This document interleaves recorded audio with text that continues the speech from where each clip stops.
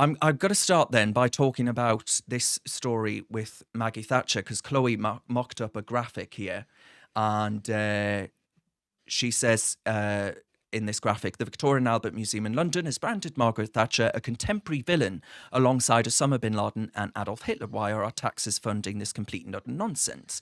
Which is a very good point. Now, if you go over to the actual article, as Chloe mentioned in that piece, the Victoria and Albert Museum is actually viewed as a taxpayer-funded bastion of culture and refinement, right? It hosts fashion shows and all the rest of it. But they took this cheap shot at Margaret Thatcher with this puppet from Spitting Image. Now, it brackets her in with the likes of Adolf Hitler and Osama bin Laden. And I guess my view on this is that the lefty lovies who run these institutions, right, they've never been fans of someone like Margaret Thatcher. They'd rather pontificate about the evils of capitalism than actually acknowledge that Margaret Thatcher saved this country from the brink of economic ruin, right? Let's not forget that in the late 1970s, we had a 3-day working week. Now, this isn't because of eco-extremism, that, you know, the Extinction Rebellion weren't running the joint. This was because we actually couldn't produce energy in order to get the lights on because trade unions had ground the country to a halt. We were in the throes of socialism, looking like a socialist basket case. But to link her to a genocidal maniac and a terrorist mastermind, I think is probably a step too far, Chloe. I feel like we are losing everything that is great about Britain to wokery. As a Brit, one thing that I'm very proud of about this country and London as a capital city is that we have fantastic museums, exhibitions, theatres. This is something really unique to our culture that we have done very, very well for many years. But now all of those things are just becoming absolutely broken by this wokery, where you go into a museum as someone who's inquisitive and just wants to learn about history and culture, and you're just thrown with all of this woke rubbish where they're clearly just pushing an agenda. We've seen recently a London theatre advertise a black-only theatre night. Yeah. That is genuinely insane. And now this. Liking Margaret Thatcher to Osama bin Laden and Adolf Hitler? No. Are you insane? Well, they are insane. But I mean, I'll just read out what it actually says. So it says, over the years, the evil character in this seaside puppet, and it's talking about Punch and Judy, a famous puppet from back in the day.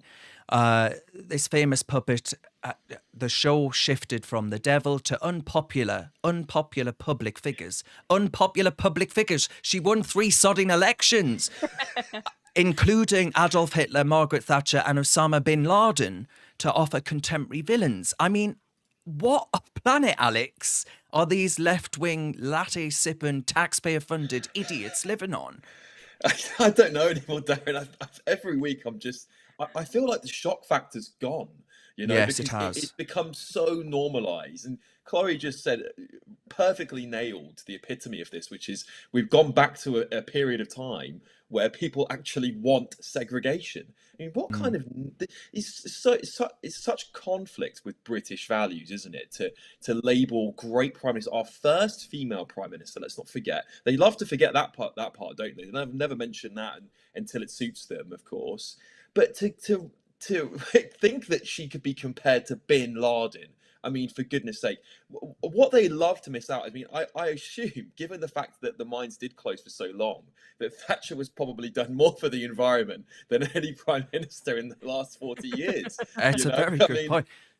She's probably got a throne in Greta's house somewhere, actually, a nice shrine to Thatcher. Well, she should do, but of course she was a conservative icon, so she absolutely won't do. I mean, if you look at the record of communists throughout history, right, communists have left the environment in a worse state ever than capitalism ever has, and that's because of, you know, seeking resources where there are none. You don't give a damn about the environment if you haven't got and I was about to say if you haven't got a pot to pee in, but I was about to use the pee as an expletive. But if you haven't got a pot to...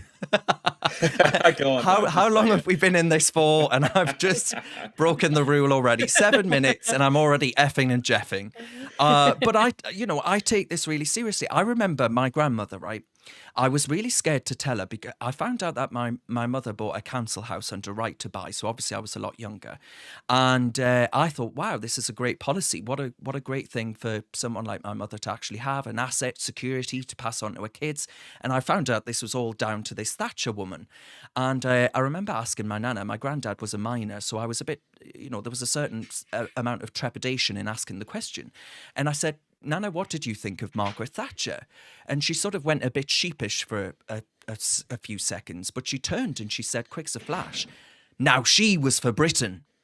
And if the wife of a former miner can turn around and say that, why can the sodding V&A not recognise that maybe, just maybe, Margaret Thatcher was someone that was popular with people not like them, right? Not liberal intelligentsia, well-heeled people who despise everything she stands for because they have some form of liberal guilt, right?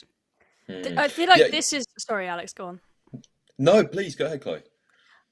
What I was going to say is that it seems to me like we always villainize people who actually take action and have a spine and just do something in office. Meanwhile, the people who are currently in number 10 running the country, they don't get villainized for doing nothing, where, however, the inaction is more terrible for this country than action, right? These people are doing nothing and allowing, a housing crisis to run rampant. The country's falling apart, broken Britain as we call it. But they don't get villainized as much as a woman who had the tenacity to turn the country around and take decisive action. Yeah, so the V&A, by the way, they turned around and they were offered by Mrs. Thatcher's children, so that's Carol and Mark, that actually they were offered clothing that she'd worn throughout her time in office, and they turned it down at the time. They turned their noses up at it. Now, strike me if I'm wrong, Alex, but the Victoria and Albert Museum, they wax lyrical about all of these female figures throughout history, the clothing that they wore, the role they played in history. And these great women, she was a great woman. She transformed Britain from being the sick man of Europe into a thriving, dynamic, modern economy. And she actually did that through the power of market competition, right? Of the entrepreneurial spirit that Britain was once known for, but then it wasn't, and then it was again. But she never stood down to the bullies, right? She never stood down to the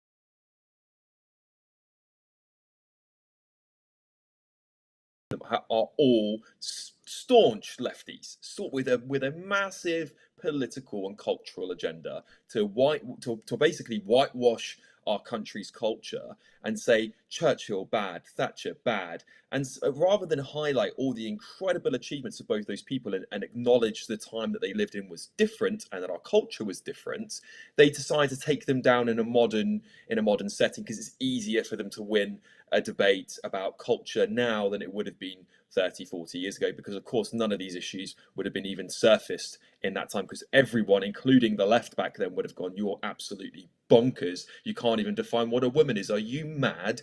So it really it seems to me that the penetration of these lefties in our universities and our schools is where this is coming from, because it certainly isn't coming from anywhere else. They're being taught this at school, they're being taught these things are bad, and I really do think, all the energy that the regulators like Ofcom, which we'll talk about a little bit later, put into policing current freedom of speech, they're not even bothered about what's going on in educational institutions. Look at the takedown of Catherine Birbalsingh, who was a brilliant headmistress. She'll be demonized in 10 years going she was evil and all these things. So it's contextual, but it's certainly a plague in our society and on our young people. Yes, because the director of the V&A is a former Labour Party MP called Tristram Hunt. I can't think of a name that is more Victoria and Albert Museum or more Labour Party than Tristram Hunt, to be quite honest. But we've had a comment in from Phil Blair. Now, I'm assuming he's not the brother of Tony Blair, because he says... The Iron Lady didn't take any nonsense. She was superb. She backed free enterprise, wanting people to better themselves, owning their own homes, etc. She wanted people to strive for better. Why can they not like that, Chloe? I don't know. It seems pretty basic to me, just like how what a woman is seems pretty basic to me. But, these loony lefties, you just can't knock any sense into them. What I do want to add is that the left-wing agenda that has infiltrated the arts industry is absolutely devastating for the few people in the arts that don't subscribe to that agenda. One of the comedians that works at GB News was telling me how now the right-wing comedians, all of the venues, they just stop booking you. They don't want these evil, nasty right-wing Tories because they think that would be like platforming a nasty villain, as they painted Margaret Thatcher.